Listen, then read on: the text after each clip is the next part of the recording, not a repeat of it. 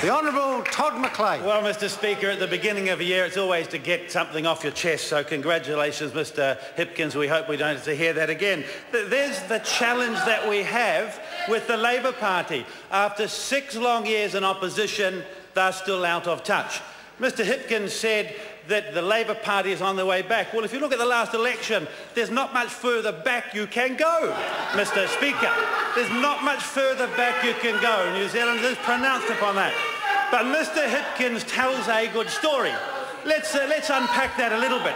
You see, when Helen Clark and her government did a deal with Sky City to build a convention centre in exchange for some pokie machines, Mr Hipkins voted for it. That was okay. Not as a member of a House. He was over the age of 18 at the time as a member of the public. But when John Key does a deal, he delivers a $402 million international convention centre for New Zealand at no cost to the taxpayer.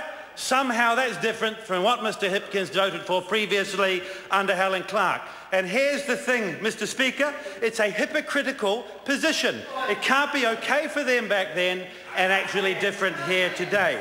Mr Speaker, the economy is growing, employment is increasing, wages are rising. We've had a good summer. New Zealanders are feeling good. We're a government that's united behind John Key. We're back in business. We're focused on the things that matter. And this will be the 6th time in 6 years, 7 years as a Member of Parliament, the 7th time in 7 years as a Member of Parliament, I've been able to stand up and say that the economy is growing and employment is increasing, wages are rising, and that the government is focused on what matters for New Zealand. It's not the rhetoric we heard from the last speaker. It's not all the things he may wish for in Planet Labour. It's the things that matter to New Zealanders. And we have a record of working hard and delivering for those New Zealanders, and they've recognised it on the last 2 elections. And Mr Speaker, now we focus on moving on and getting on with the job. National has a country back on track, and we're growing this country. We're focusing on things that New Zealanders want, whilst the opposition remains in the wilderness and caught up in sideshows. Mr Speaker, I will repeat it again.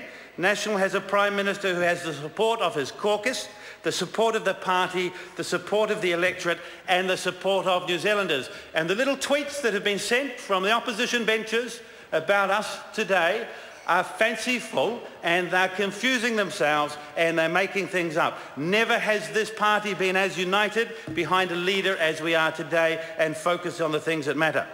10 ways our economic plan is helping Kiwis to get ahead. And I'll go through these quickly, Mr Speaker, because there's so much that the government has on its agenda that I want to pay tribute to more than just these 10. The economy grew by 3.10% in the year to September 2014, one of the highest rates of growth in the developed world.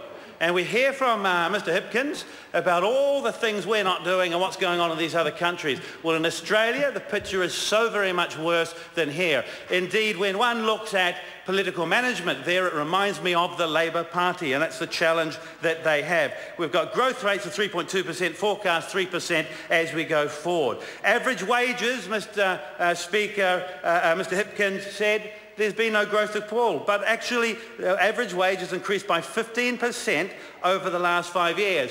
And I remind Mr Hipkins that when one looks at the lowest interest rates we've had sustainably for a long period of time, our inflation rate is around about 1%. So costs are not going up under this government anywhere near the degree they were under Labor 6 years ago, and we've had 15% wage growth over the last 5 years. Employment is growing, 80,000 more people employed than a year ago, and 217,000 more people employed than 5 years ago. When Bill English stood up in this House and made a commitment with our Prime Minister around job growth, the opposition screamed and yelled and said, where are those jobs? Well, they've gone very quiet on that front now, Mr Speaker, just as they've gone very quiet about the number of New Zealanders leaving and going to Australia. Do you remember the football field stadiums full of New Zealanders leaving under their watch? Well, that's turned around now, and we have New Zealanders not only coming home into jobs because our economy is stronger than Australia. Cost of living increases, inflation at just 0.8% in 2014, well below weekly wage increases of 2.5% in the last year. Unemployment remains low and compared to many countries, 5.7%, 6.1% across in Australia, and that's 6.1% even with so many New Zealanders leaving and coming back to New Zealand. Our balance of payments deficit, the difference between what New Zealand earns and what we spend around the world, has narrowed to just 2.6% of GDP in 2014. This is about a third of the deficit of 6 years ago when we came to government. And the government is working towards achieving a budget surplus this year and on track to post increasing surpluses in subsequent years, which gives us choices about what we invest in on behalf of New Zealanders. Net Crown debt, we heard a lot about debt. Mr Hipkins is one of those that subscribes to the economic policy that says spend more, collect less, and everything will be okay. Net Crown debt will fall to 20% of GDP by 2020 if we stick to the government's plan of economic growth in the country and being cautious about what we spend money on. New Zealanders are very cautious about what they're spending their money on, Mr Speaker. We're a party that believes they deserve to keep more of their money than the government gets. It's not something you hear from opposition members often, but they're being cautious about what they spend their hard-earned money on. We too must be cautious about what we spend our funding on that we get from taxes. Mortgage interest rates are expected to remain low for longer, and there are thousands of New Zealanders renegotiating their mortgages at this very time, Mr Speaker, renegotiating mortgages under 6%. That wasn't the case when we came to government. 11% was the cost of getting a mortgage towards the end of the Helen Clark legacy. 11%, Mr Speaker. It's a big number, not one that we hear from them. I guess they're not proud of it. And again, Kiwis are voting with their feet. They're coming home, and when they come home, they're voting with their hands for John Key. Mr Speaker, I wanted to touch on a couple of things that I think are very important in the way forward for our economy. In revenue, we have a very good system that is treating New Zealand as well and fit for purpose. It's broad-based and it's low rate. And what that means is we keep rates of taxation as low as we can and keep them as broad as possible. Everybody pays their fair share. And we know this works because the vast majority of New Zealanders pay their taxes voluntarily without us having to have too much compliance around that. That allows inland revenue to focus on those who are not meeting their obligation, and rather than the scattergun effect we hear from not opposition spokespeople, but you know, the odd new member of Parliament who has won one of a few seats for Labour at the last election, who's making a late deputy leadership bid over the holidays.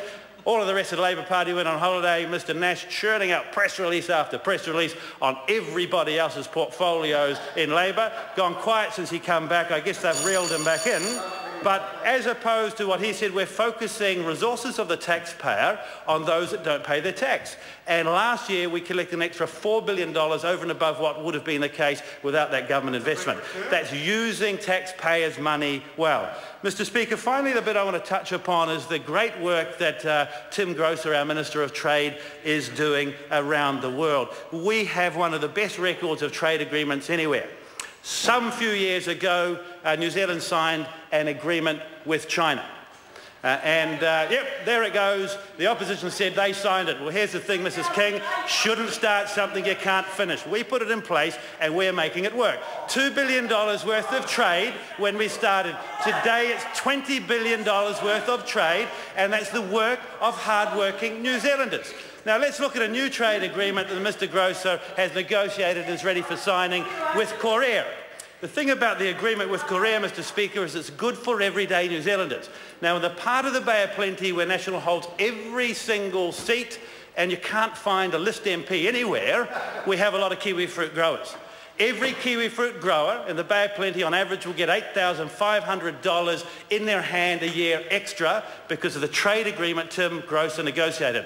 A tariff rate of 45% against kiwi fruit, New Zealand kiwi fruit, going into Korea that now will reduce over a period of time to zero. $8,500 in the pocket of kiwi fruit growers to spend in the shops, to spend in the local economy. That's a win for everyday New Zealanders. It's a win for every person in the Bay of Plenty, and and it's a win for Tim Grosser for the great work that he's done. Mr Speaker, a hard-working government united behind a hard-working Prime Minister. This has the feel of a brand new government. It feels just like it did 6 years ago. We're focused on the things that matter. When I look across the other side, they're focused on the things that were 20 years ago. It looks like the Labour Party of 20 years ago.